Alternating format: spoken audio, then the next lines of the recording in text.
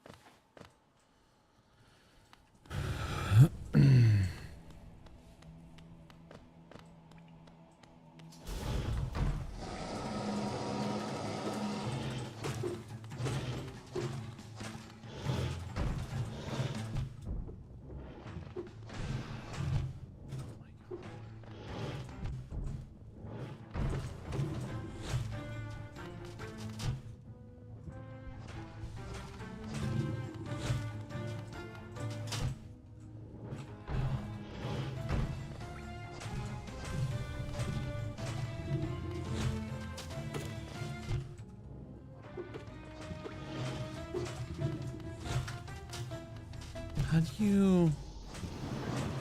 Do I run up against the wall? I'll try that next time.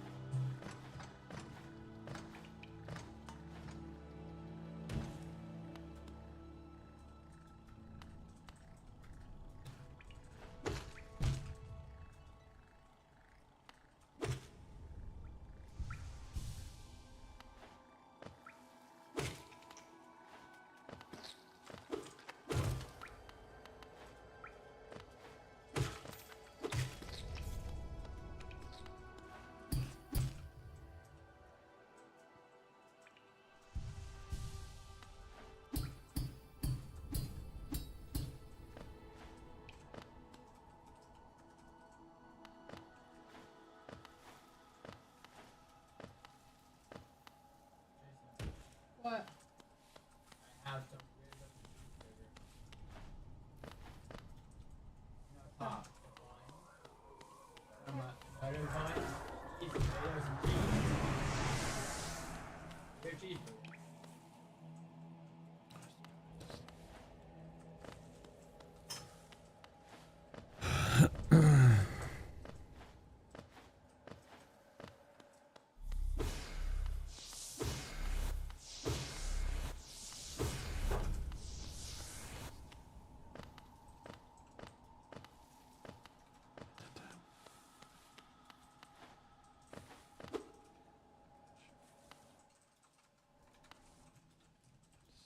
Jason, I'm begging the YouTubers to check out your channel.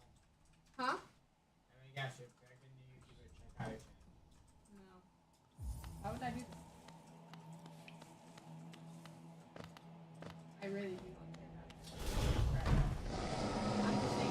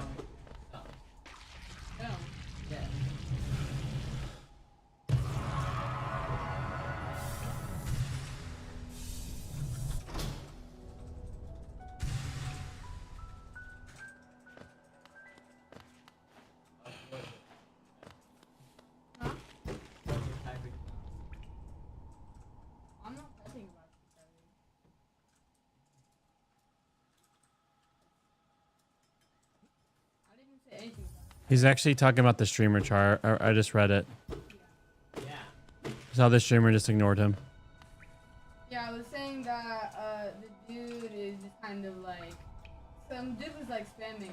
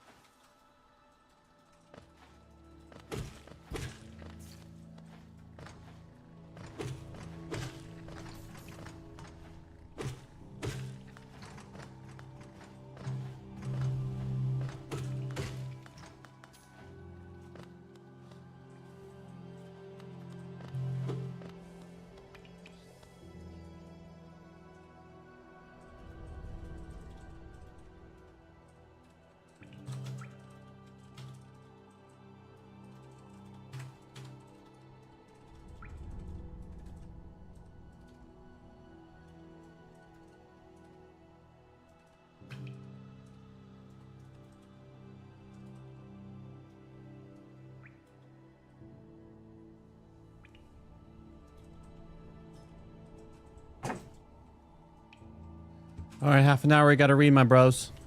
Okay.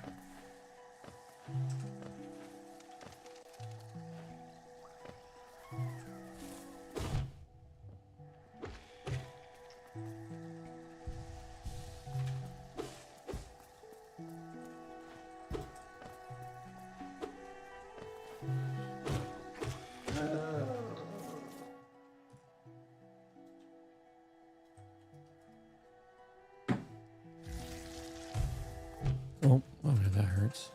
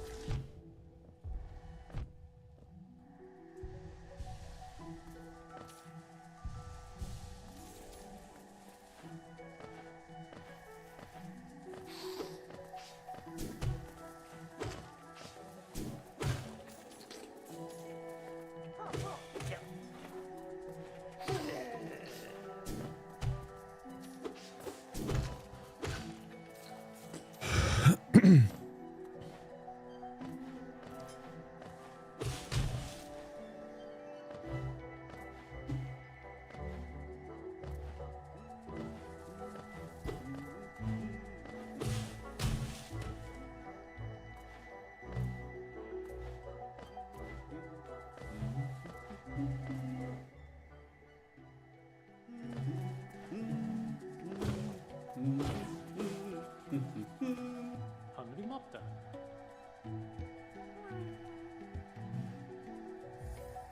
Csokol, kerektíz. Oh, not vannak.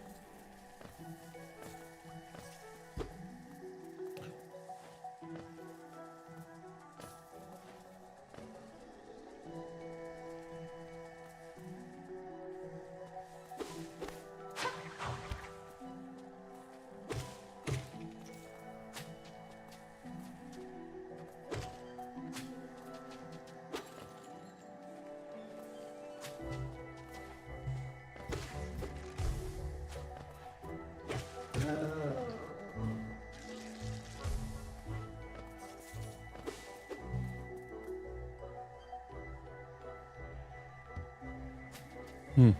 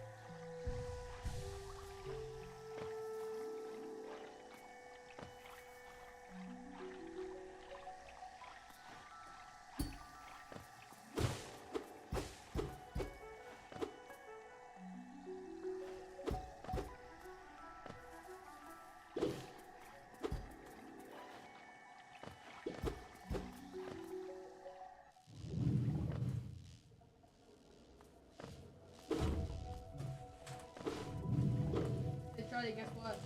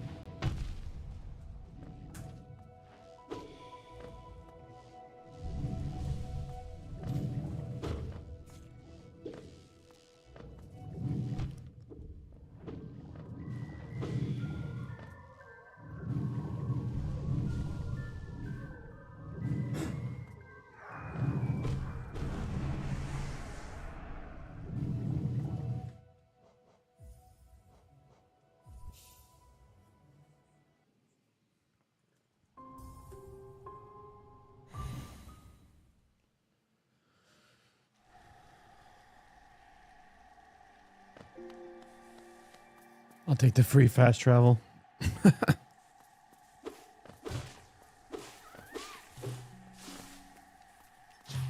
Nope. You know what?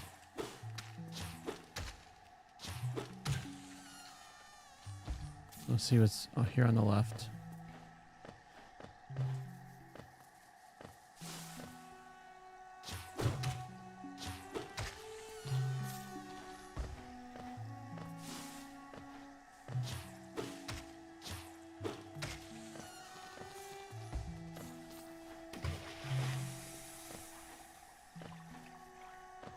I got to do a dash. All right, I'm getting out of here.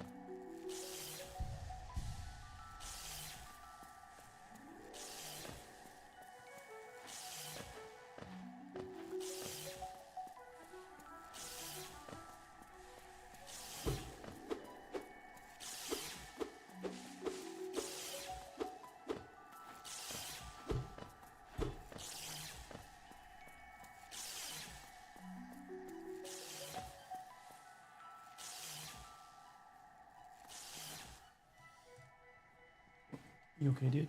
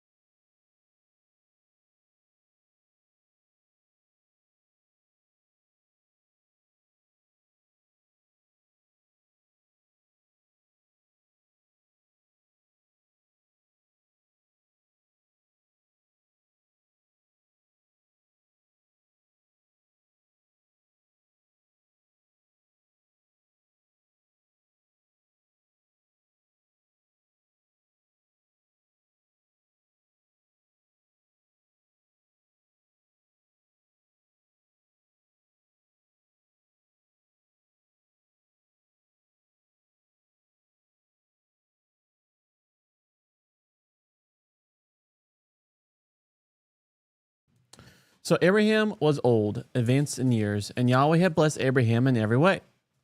Abraham said to the senior servant in his household who controlled everything that he had, "Put your hand under my thigh, and I'll get you to swear by Yahweh, the God of heaven and the God of earth, that you will not get a wife for my son from the daughters of the Canaanites among whom I'm living, but go to my country, to my home, and get a wife for my son Isaac."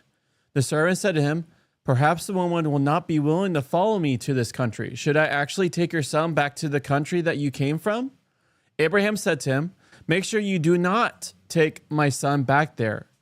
Yahweh, the God of heaven, who took me from my father's household and from my homeland and spoke to me and swore to me, to your offspring, I will give this country.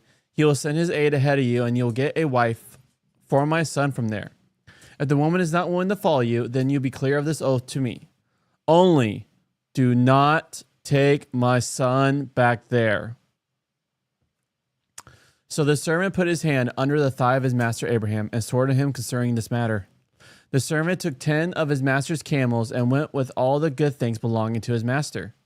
He set out and came to Aram Naharam, to Nahor city. He made the camels kneel down outside the city at the well of water. At evening time, the time when the woman who drew water came out, he said, "Yahweh, God of my master Abraham, do make things happen for me today. Act in commitment to my master Abraham now.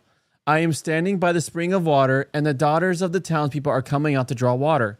May the girl to whom I say, 'Do put down your jar so that I can drink,' and she says, 'Drink, and I'll also water your camels,' may she be the one you have decided on for your servant Isaac. By this I shall acknowledge that you have acted in commitment to my master."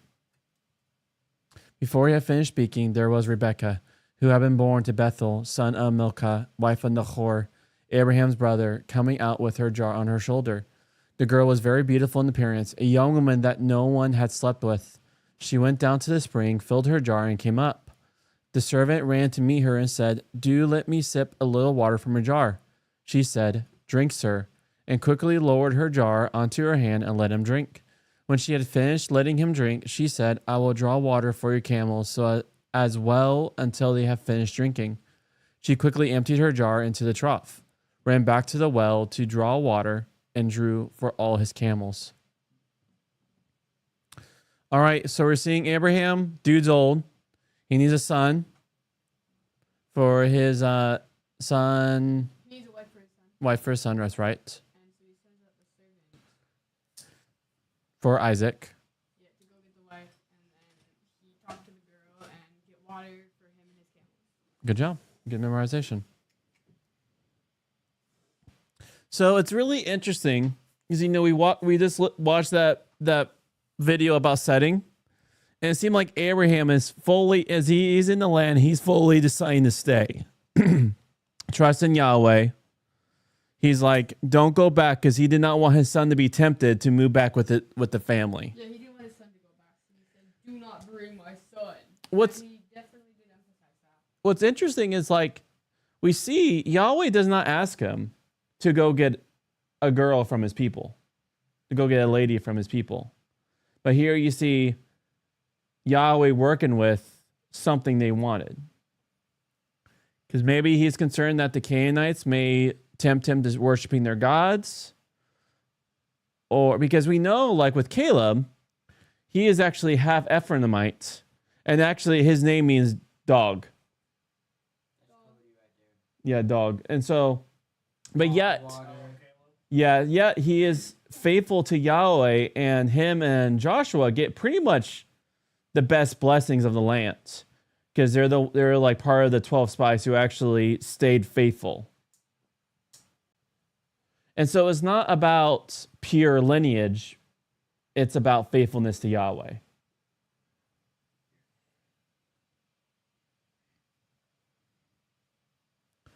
When you make your short list of the things that you pray most concerning your children, they're being able to marry the right person and keep that marriage going is near the top of the list.